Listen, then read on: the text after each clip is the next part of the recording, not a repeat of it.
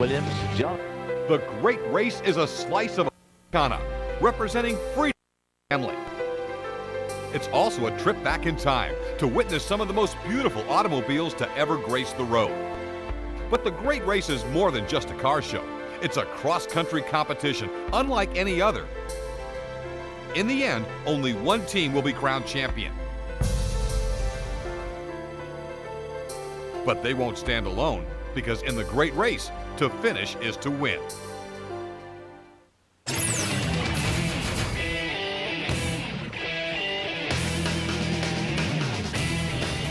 Hello everybody, and welcome to Livonia, Michigan, the starting point for the Great Race 2003.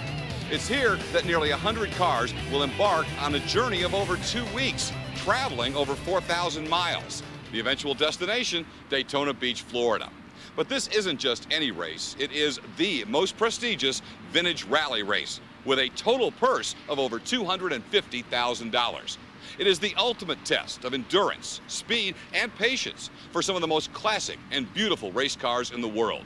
For more, let's go down to Bob Margolis at the starting line.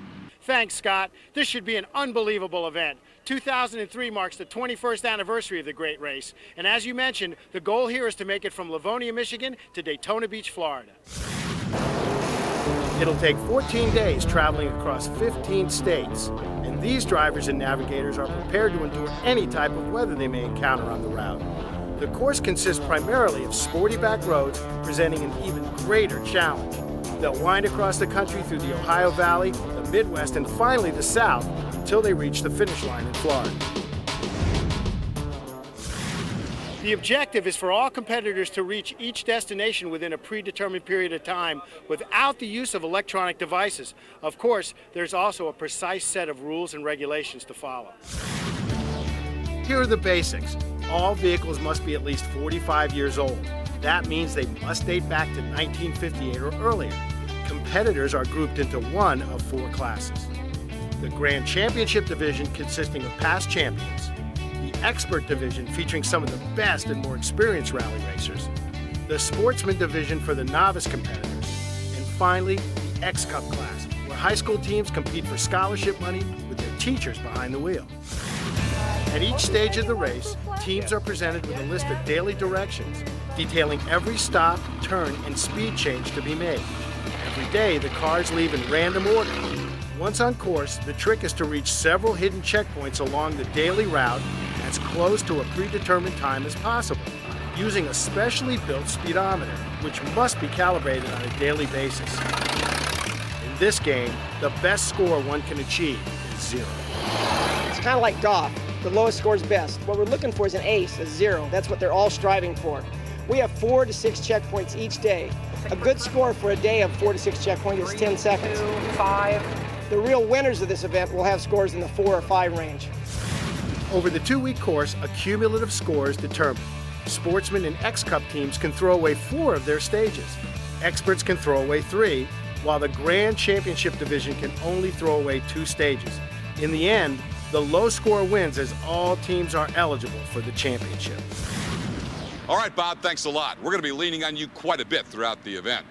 Well, the Great Race will go through some 40 cities over the next 14 days, but it will be hard to match the celebration of speed here at the start in the wonderful town of Livonia, Michigan.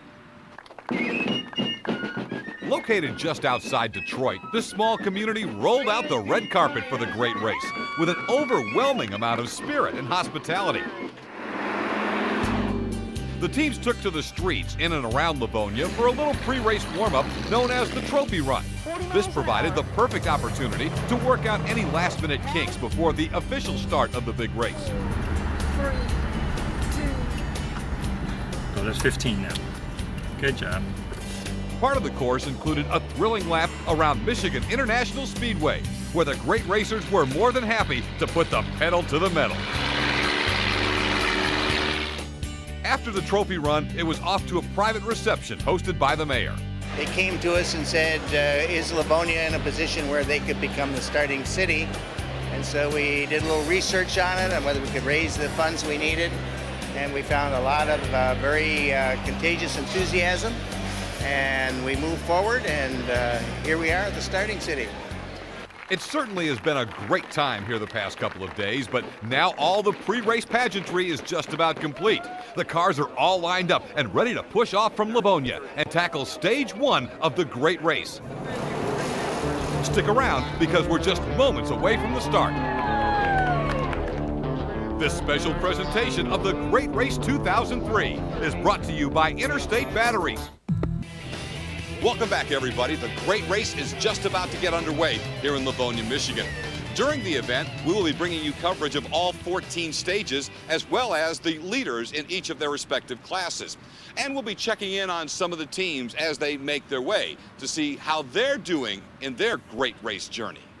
That's right, Scott. There's so many great teams competing in this event. We've got drivers and navigators of all ages, including a 10-year-old.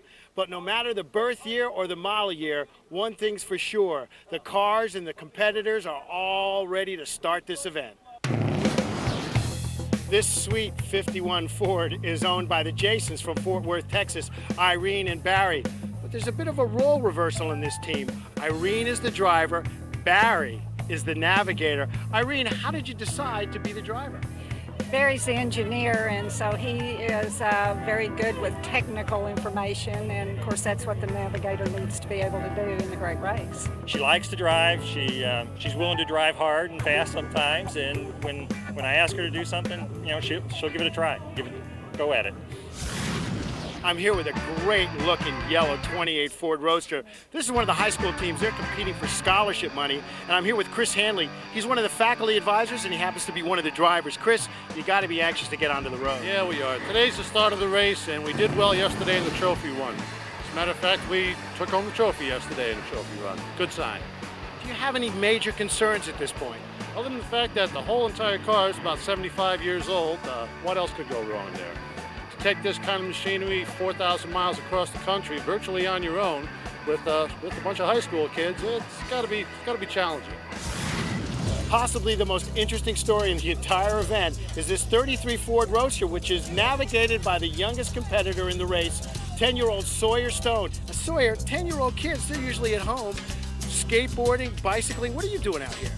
Well, I was always interested in these old cars, and I really wanted to navigate, and so I'm doing it this year. Well, I have no concerns about his ability. He's a better navigator at this point than I am a driver, believe me. Sawyer, there's a lot to keep track of. Is there one thing in particular that you're the most concerned about?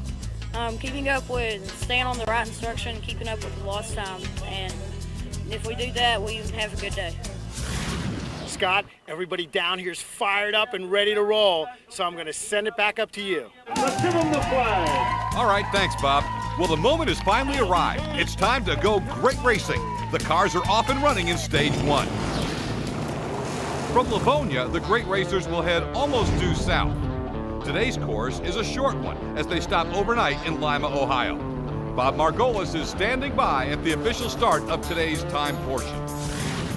After a ceremonial start in Livonia, the real time start is here in Perrysburg, Ohio, just south of Toledo. Now it's on to Lima, Ohio.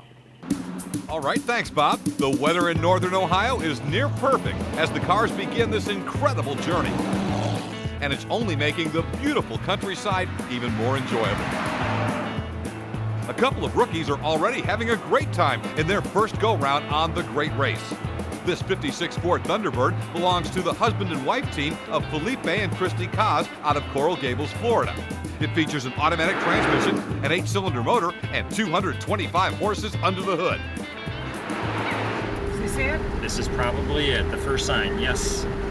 We jump ship to another husband and wife tandem in a Ford as we ride along with Barry and Irene Jason. Do this at 15 miles an hour. Right here? This is it. Down to 15. To the right and then to the left. Right there? That's it. And you're going to come out at 45. Real good. The Jasons are powered by a V8 with 239 cubic inches of displacement. This car tops out at 100 miles per hour. Well, it's only stage 1, but trouble has already struck. The Road Raiders from South Colony High out of Albany, New York are loading their Model A Speedster onto the sweep trailer after a very disappointing start. I hate to have Sunshine have her rain on her parade, but we lost the upper neck off of the radiator. The solder came off. So we're not out of the race yet, but we're going to see if we can fix her up, get back in the race. They have a time of 1 second. Stage 1 seems to have been a little kinder to some fellow upstate New York natives.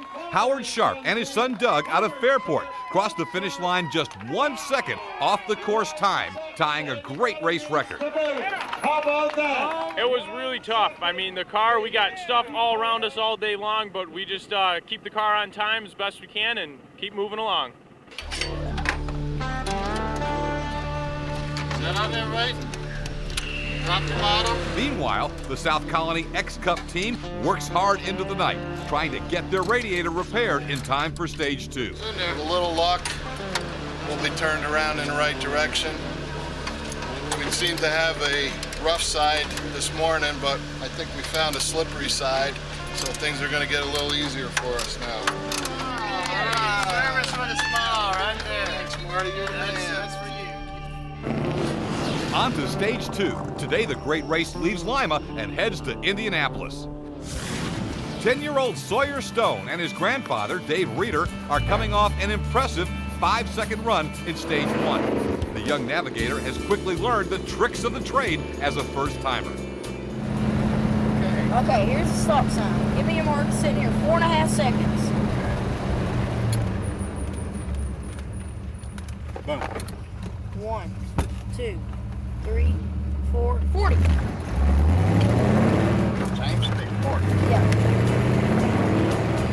The 1933 Ford that they are driving originally sold for only $510. Can you believe it? Stop sign. We're going to sit there for 8.5 seconds. The Colony High X-Cup team managed to get their radiator fixed in time for Stage 2. And it's a good thing. It would have been a shame to miss this. A lap around the world-famous Indianapolis Motor Speedway.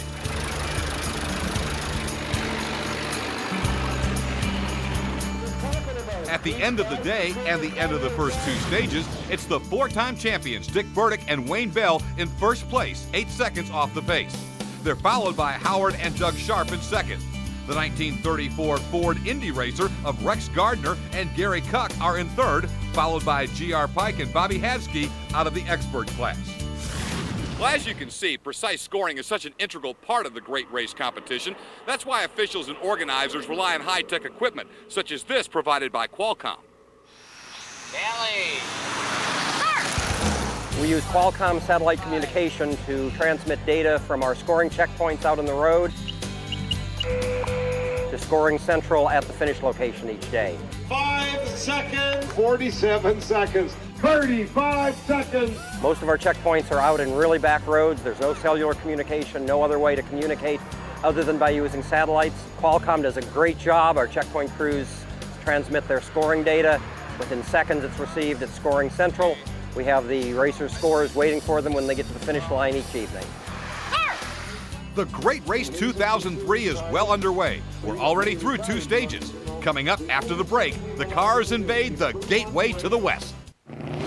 Welcome back, everybody. The Great Race has entered Stage 3. Today's route travels from Indianapolis to St. Louis and through plenty of rural land. These vehicles leave the start point every day in 1-minute intervals as they race across the country. Go! So far, plenty of people have turned out to support the racers, many on the side of the road as they go by. Eastern Indiana is regarded as the covered bridge capital of the world. These bridges are no longer in use, but they still provide a beautiful backdrop. The key to a good score is simple. Follow the daily directions and, most importantly, stay on course. Which is exactly what this 1939 Ford did not do in the small town of Rosedale. The great racers arrived at an afternoon pit stop in Marshall, Illinois for a little R&R. Then it was off to St. Louis. Upon arrival, it's Susan and Dale McClanahan and their 3-speed 39 Ford leading the charge across the mighty Mississippi, and on to the finish line where Bob Margolis is waiting. We're at the end of stage 3 here in St. Louis, Missouri, the gateway to the West. We're at the landmark Union Station. Everything has been fantastic. The weather has been cooperative, no major problems for the racers. And tonight, a special treat, a reception hosted by local classic car dealer Mark Hyman. The Great Race is a fabulous event. There's a lot of people who put a lot of work and time and an enormous amount of resources into this. I deal in antique and classic cars, and many of the cars that are in this race are types of vehicles that I play with. I have a lot of friends from all over the United States who are participants, and this is my way of helping the Great Race be successful. It's my way of welcoming my friends to St. Louis, and I love cars. Back to the action now. Leaving St. Louis, it's onward to Springfield, Missouri for an overnight stay. Ready? 3, 2, 1, go to 30. 30, there you go. And already the day is off to an ominous start for Hans and Thomas Vorpal, who suffered a flat tire on the way to today's starting point. From whole 30, you're way over, okay. They're now relying on a spare for their left rear. Currently, the Vorpals are in 4th place in their 1958 Mercedes, valued at over $300,000. If they're lucky enough to make it all the way down the road, we'll see them shopping for some fresh treads tonight at the Coker Tire Trailer. Speaking of Coker Tire, here's Corky Coker and his son Cameron piloting a 1909 Lozier Model J. Corky is the founder and the president of Coker Tires, the official tire supplier for the Great Race vehicles and other vintage automobiles. Talk about a rough ride. The only way to stop this baby is with mechanical brakes. 35. That was not good. On to the finish line and a great turnout from the folks in Springfield. Many are here to see NASCAR team owner Jack Roush, who joined the race today and will be on board for the remaining stages as a navigator. He's with our very own Bob Margolis. How's it feel to be back in the race, and how was your day today? Well, it feels great to be back in the race, but I felt like an absolute rank amateur. You know, we started off the day and I couldn't get my speedometer calibrated. My daughter and my son-in-law, Susan and Dale, beat me by 18 seconds today, and most of my other good friends, Michael Dingman beat me. It seems like David Reeder beat me. Everybody that I came here to compete against, but they've all got bragging rights on me tonight. The Vorpals somehow managed to make it to the finish driving on that spare. A little luck in this race always helps. Having no spare, we thought we were out for the day, so our scores were a little bit less than we were hoping today, but we're fortunate to finish. And as they say in the Great Race, to finish is to win. Well, Sawyer Stone is having a good time. Every kid loves a birthday party, especially his own. There's more Great Race action coming up just after the break. It's all about speed. Welcome back, everybody. Corky Coker and his support crew are working late into the night at their hotel in Springfield, Missouri. Keeping up with the Great Race is often an around-the-clock effort. Today we broke an axle. Axle on this car is a very rare piece, and it's probably the weak link on the car. It's a 40 horsepower car. Broken axle, got the axle replaced, but then we got some ethanol in the gas and it trashed the gas line and had a little trouble getting in today. Looks like a long night ahead for Coker Racing. Here's how the standings shape up heading into Stage 5. Arthur and Glenn Alvis have overtaken the lead by 1 second ahead of Burdick and Bell. Richard and Ken Fredette, racing a 1935 Ford Speedster, rest in 3rd place, just 2 seconds off the pace. They're followed by Gary and Cheryl Lane, and finally the Sharps. The next stage travels from Springfield down south to Fort Smith, Arkansas. It's a new day for Corky and Cameron. All is well, judging from the thumbs up on the way to the starting point. The Alvis brothers, Arthur and Glenn, have surprised many with their early lead in this event. And I'm sure they were a little surprised themselves to encounter this road in their beautiful 1954 Corvette. If you can even call this a road. This wooded area of northwest Arkansas is the site for the first maze of the Great Race. They're just going around in big loops, turns, going sideways. You're passing people left and right. And then you have a right on 25, and you don't even know the name of the road. Man, this is awful. Oh well. That's how it goes in the Great Race. Coming out of the maze, the great racers were treated to a little peace and tranquility in Devil's Den State Park before heading off to the finish. Stage 5, and we're in Fort Smith, Arkansas, and the heat and humidity has arrived. It's taking its toll on the equipment as well as the drivers and navigators. Today, the second leg featured a difficult maze that separated the men from the boys and the women from the girls. And that first maze was such a challenge. The signs came fast, they came furious, and it's just the way we like them. This 1909 Lozier worked me to death all day. I was shifting gears and climbing hills and shifting gears and climbing hills, but it really performed wonderfully. And I'm telling you, it didn't break an axle today, so we're continuing on the Great American Race. Corky Coker is going to do his best to stay in this competition. He's competing for the Class Brass title and $25,000. The award goes to the oldest finishing stock vehicle prior to 1913. Stock meaning the car must operate as originally manufactured. At this point in the race, the 1909 Lozier is the only remaining car in this class. All they have to do is make it to Daytona, and the money's all theirs. We're on to stage 6 and heading toward the Lone Star State for a stop in Grapevine, Texas. And for the first time in this race, teams must deal with the rain, which can be especially trying for those open cockpit rides. However, it doesn't seem to be affecting the third place team, the Sharps, as they manage to roll on down the line. 3, 2, 1, 45. Right behind them, in order, but second in the standings, are the Fredettes and their 35 Speedster. They're determined to keep the raindrops from spoiling their efforts. The first place car, the number 54 Chevrolet Corvette belonging to the Alvis brothers, is currently setting the pace, but they're forced to lock up the brakes as they approach an unexpected speed change. The rain is of little concern to the Lacey racers.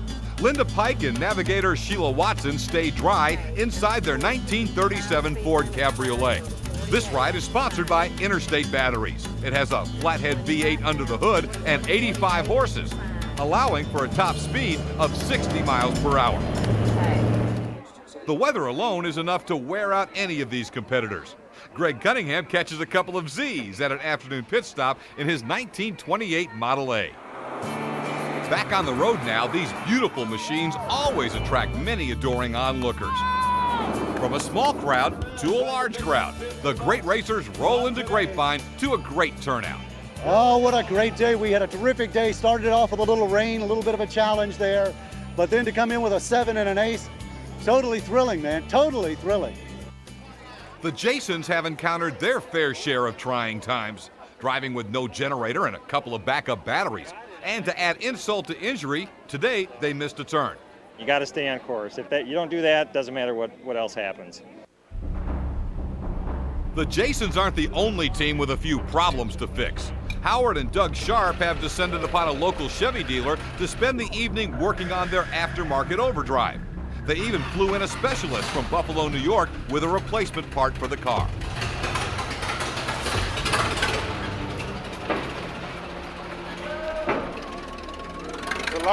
It's alive. By all indications, it looks like we should see them back out there for stage 7, but we'll have to wait and see. Welcome back to the great race. We've reached stage 7. Today's overnight destination is Hot Springs, Arkansas. Mark. We're riding along with Jack Roush and his driver, Steve Potter, in a 1940 Ford Deluxe as they race onward. 40, 40, 40, 40, 40, 40. Take up to 40. Get back up to 40. Back up in South Colony, New York. Upon arrival in Hot Springs, all eyes are on the Colony High X Cup team. Graduation was at home yesterday. Being on the road, they missed their high school graduation back in New York. So, the great race brought the graduation to them. The Colony X Cuppers are in the spotlight, at least for today. But at every single stop on the Great Race Tour, Rodney Rucker has taken center stage.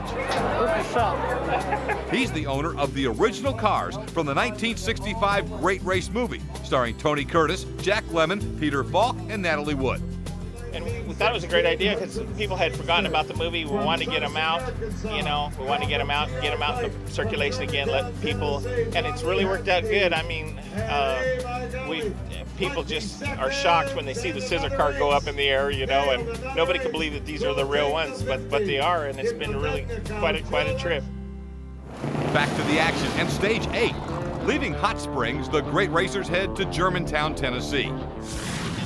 The Sharps have resolved all of their issues, at least to this point, and appear ready to contend for the championship. But yeah, we're ready to go. Seems like it's working okay.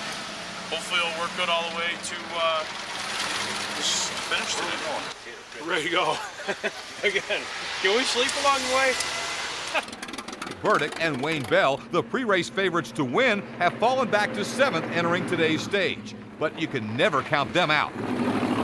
Burdick and Bell rely on this immaculate 34 Ford Bonalite Special. It produces a top speed of 155 miles per hour with 167 horses. We out of here? 45 seconds. All right, we're gonna make it. The 1911 Velie seems to have finally found its groove. No major problems so far as the battle continues in the top 5. The weight limit sign. Currently in first place, the Alvis brothers and their 54 vet continue to pace the field as they take advantage of a very welcome straightaway. The Berger boys, who missed a turn way back in Indiana, have resolved their problems, now enjoying a pleasant drive alongside a beautiful field of sunflowers. Well, a team that has quickly blossomed into a serious contender is the Fredettes. A 7-second stage has suddenly moved them into first place. We've been sitting in second place for the last week. It was time to move up, and I told you, they dangled the carrot in front of me. I went and got it. They picked a great time to take over the top spot. To the overall leaders after stage 8 goes a pair of Rolex watches. The Fredettes now lead the Sharps by 2 seconds and the Alvis brothers by 3 seconds. Linda Pike and Sheila Watson sit in 4th. They're followed by Burdick and Bell, who make a move into the top 5. Stay tuned because there's more great race action on the way. On to stage 9, where the course winds down into Mississippi and Alabama before stopping in Chattanooga, Tennessee. One of the crowd favorites at every stop is this classic 1958 Porsche Speedster belonging to Bob and Betsy Jenkins.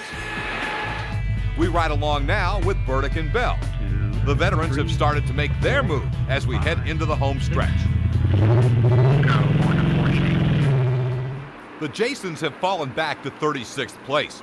At the moment, they're racing just to stay ahead of a very dark sky. The rain can only hold off for so long. Part of the incredible great race journey is the challenge of any and all weather conditions. The rain has been challenging, but it hasn't dampened the spirits of John Hudson and navigator Ray Rice in their 1940 Chevy Deluxe Coupe. Amazing how people wonder we can drive these old cars cross country, isn't it? Yeah, they all wonder what you can't believe we just drive all over like we had a new car. Yeah, I mean, all them other guys got their trucks and trailers and mechanics, and all we brought was this Chevy and a box full of parts and a bag of tools and you and I. And I ain't much help. Yes, you are. The weather is dreary, and the mood is even worse in the Sharp camp following another rough day on course. They're back at a Chevy dealership once again, this time to replace a bearing in the differential. We have a bearing problem. The racer on the bearing is shot, and the bearing material is just falling out, and the rear end's parting out, and we're going to get some bearings here and get this thing back together tonight and hopefully continue on tomorrow. The Sharps can still afford to drop a bad stage. What they can't afford is another DNF. One more, and they go home. We're on to stage 10. Leaving Chattanooga, today's final destination is Concord, North Carolina. This stage features one of the most scenic legs of the entire race. The first place team of Richard and Ken Fredette lead the charge into the Smoky Mountains. Right behind them, the fourth place Corvette of the Alvis brothers. You don't want to be in this seat. I'm telling you that right now. The wet weather is actually adding to the amazing scenery in the Smokies.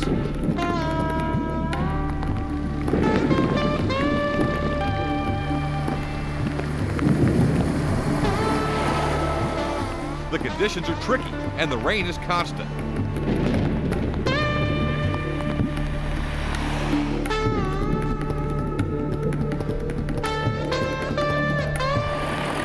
in the Tar Heel State, where the great racers encounter some thick fog.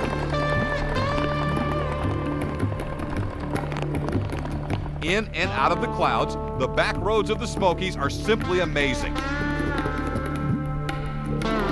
But the rain finally takes its toll on the race, washing out the final leg of today's stage. The last leg, which was a fairly short one, is being canceled because of a problem on the road. They're still going to go into Concord and have the celebration stuff in Concord. 3/4 of the way through the great race, and we've been joined by Tropical Storm Bill, but it hasn't dampened the enthusiasm of this great crowd here in Concord, North Carolina. We decided we're an all-American city. We got a beautiful downtown, over 200 years old, and we thought this is a perfect match for the all-American race. I was hoping it was going to be sunny, that I'm not worried about the weather. I'm enjoying every minute of it. These people have been waiting here all afternoon. They're very excited about this event. And as you can tell, we're running out of places to put the cars because we got so many people. This is a great show for Concord. This is just too cool. The reception here in Concord has certainly been amazing, but we must race onward. Coming up, the Great Race invades Dixie. The Great Race offers a little something for everyone. There's the opportunity for adventure, the chance to meet and make new friends. There's even the chance to see this great land of ours. But we wanted to find out directly from the competitors themselves, why is it that they love to do this so much? You know, I don't think anybody could tell you why they really like to do it. The deal is I started doing it 17, 18 years ago, and I made so doggone many good friends, also many nice cities and people and so on. I just got to come back. If you want to see America the way it ought to be, this is the way to do it. Well, I think you'll find almost everybody here. Well, almost everybody just loves automobiles and old automobiles, and the camaraderie is just unreal. I mean, these cars break down during the day, and everybody pitches in to help everybody. And if this is their first year for the race, they've just automatically become friends with everybody. Take off 2.5 weeks of vacation, which of course isn't very much of a vacation. I'm working almost 12 hours every day, but I love it, so I do it anyway. It's like a brother and sisterhood. Everybody's here to help you no matter what, at any time of the night, day, or whatever problem you have. It's just fantastic. Well, we've reached stage 11. Leaving Concord, North Carolina, today's destination is Savannah, Georgia. Corky Coker is ready for the next challenge. Remember, he's competing for $25,000 in the Class Brass category. As the only remaining car, all he has to do is finish. Kind of lightening up on the rain, it seems like. A little. The rain is finally letting up, but the course is putting added pressure on the teams, especially two turns in particular. The navigation was no problem for Burdick and Bell, currently in second. But for some others, these turns came at the expense of some very valuable time.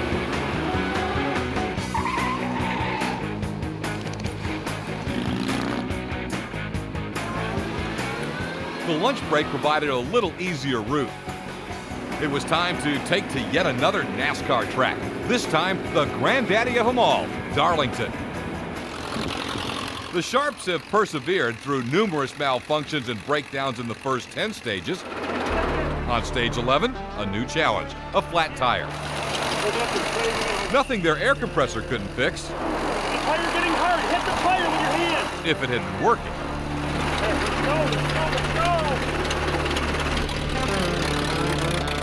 The local gas station wasn't much help either.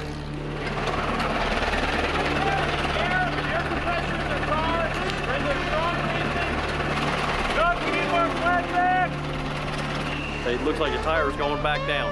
Unbelievably, their air wasn't working as well. So, it was off to the car wash across the street for some much-needed assistance. Still coming out? No. Okay, we're gonna roll it ahead. Push it now. Finally, they're back on the road, but not before losing valuable minutes in the process. But as we've seen, no challenge is too great for this team. Bob Margolis is standing by at the Savannah finish with plenty of reaction as they look ahead to the next stage. Well, the teams are ready. Tomorrow, it's stage 12. It's the final day. You got to run this one. You can't throw it away. Everything's on the line. No holds barred. It's kind of exciting for tomorrow because it's going to be real challenging. So it's a lot of work for both the driver and I together. Anybody can win the race. Tomorrow's going to be a very long day, very tough, very exciting. Everybody's at the end of their rope. We're exhausted, we're edgy, we're hot, we're sweaty, we're about ready to go home. Everybody's got the same attitude. They want to win, but tomorrow is the day that we're friends when we leave, but while we're out there, everybody's going to do what they have to do to win. So the stage is set for the final round of timed competition. Richard Fredette and his son Ken are now tied with Dick Burdick and Wayne Bell for the overall lead. After throwing out today's stage, the Sharps still sit in third place, just a second ahead of Clem Lang and Bruce Sickford. They're followed by Arthur and Glenn Alvis, who are 8 seconds off the lead. The winner will be determined after the results of stage 12 tomorrow. You guys just have fun today. Enjoy. Coming up, the exciting conclusion to the Great Race 2003. Welcome back to the Great Race. The competitors continue to prepare for the all-important Stage 12. During the past 2 weeks, these cars have caught the attention and interest of thousands of people, but none more so than the vehicle owned by Jeff and Susan Lane out of Nashville. It's a 1947 Tatra T87, a Czechoslovakian car formerly reserved for politicians and dignitaries. It features an air-cooled V8 aluminum engine, certainly unique. Currently, it sits 50th in the pack as the Great Racers enter their final state, Florida. It's here that the outcome of this 2-week event will be decided. Specifically, the corner of 127th and 36th will ultimately determine the winner of this race. Rally Master John Klassen has developed a tricky maze and loop that will separate the contenders from the pretenders. Even the most experienced of competitors, leaders Burdick and Bell, react late. But a quick save allows them to make the turn. The Fredettes, tied for first with Burdick and Bell, navigate the turn in fine fashion to keep on pace. These types of mazes often lead to a lot of confusion on the course, so both driver and navigator must be fully aware of their surroundings. The Sharps make the turn, but appear a little unsure of their decision. Next, the 5th place team of Arthur and Glenn Alvis approach the corner and miss the turn as they blow on by. Nearly 10 minutes later, the vet returns, but their championship hopes have suddenly vanished. Even though it was an uphill battle, Howard and Doug Sharp crossed the finish line in Lake Mary, Florida, signifying the end of all-time competition. Tomorrow, the teams will drive untimed to Daytona Beach to learn the official results of the Great Race 2003. In the meantime, the speculation begins. Well, it was a long, hard run. It really was, but we did everything right, so we missed no signs, and as far as I know, no turns or kept the speeds up. And if we didn't make a good score, it wasn't because we didn't try, but we looked good. At least we felt good. We didn't miss a trick. Our speed should be good. We saw a lot of people that were twisted up in the maze that were around us that could be a threat, but they're not a threat anymore because they are way off. We'll hope for the best, but you know what? It almost doesn't matter. That experience sort of by itself was sufficient. But finishing well would be great too. I think we blew it on one leg, and you can't give away a leg to Dick Burdick. But there's a lot of good scores, I think, out there today. But I don't believe ours is going to be one of them. So the times are now official and the waiting game begins. Coming up, the grand finish of the Great Race 2003, just after the break. What a journey this has been, and here we are at the world's most famous beach, Daytona Beach, Florida, at the finish line. And in just a couple of moments, the cars will be rolling across the finish line, and we're going to find out who wins the Great Race 2003. How cool is this? They're here. They made it to the finish line. The 1916 White Dolphin of Gavin Yvonne.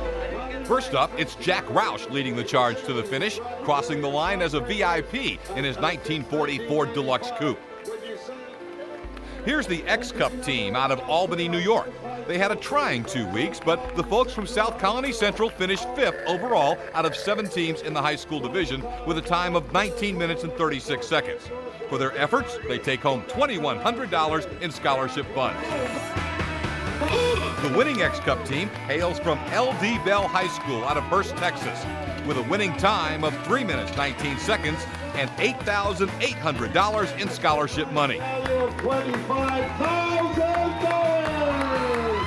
Corky and Cameron Coker managed to make it over 4,000 miles in their 1909 Lozier, the oldest stock vehicle in the race. They collect a cool $25,000 as the winners in the Class Brass category. Bob Margolis is with Corky down at the line. Corky, congratulations, Corky. Thank you. How did you get this car to last 4,000 miles? Well, let me tell you something. We have to crank it 5 times a day, and it's an average of about 6 times, so that's about 625 different hand cranks that I had to crank. It had axles, but let me tell you something. This old girl just came down the road. We had a great time. Congratulations. Thank you very much. The Jasons, Barry and Irene, battled through numerous complications, but were still strong enough to finish a very respectable 27th overall. Right behind them in 24th is where we find young Sawyer Stone and his grandfather, Dave Reeder. For their efforts, they take home $1,400, as well as a lifetime of memories. The Mays in Stage 12 did a number on the Albus brothers, dropping them out of contention for the championship. But a 12th place finish and $2,800 was enough to keep their spirits high. Congratulations, guys. A tough last leg. It was tough, but we had 2 great weeks of great race, man. 2 great weeks. We were at our best for 2 weeks. Every second counted for 2 weeks. That was just terrific. Congratulations. Thanks a bunch. Now it's time for the top 5 finishers overall.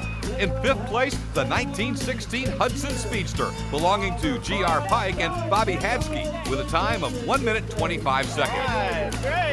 In 4th place, the 1920 Essex Roadster of Clem Lang and Bruce Sickford, with a time of 1 minute 24 seconds and a take-home of $12,000. In 3rd out of the Sportsman division and co-leaders heading into the final stage, Richard and Ken Fredette in their 35 Ford Speedster, coming in at 1 minute 19 seconds. Next challenge for the father and son duo, splitting $16,000. I feel pretty good. I feel much better than I thought I felt yesterday. I thought we did worse than that, but I'll take 3rd. In 2nd, Howard Sharp, minus son Doug, who had to travel back home to prepare for his upcoming wedding. The 1911 Velie, along with the Sharp family, battled the whole way, and now their payoff, $26,900 for finishing at 1 minute 18 seconds.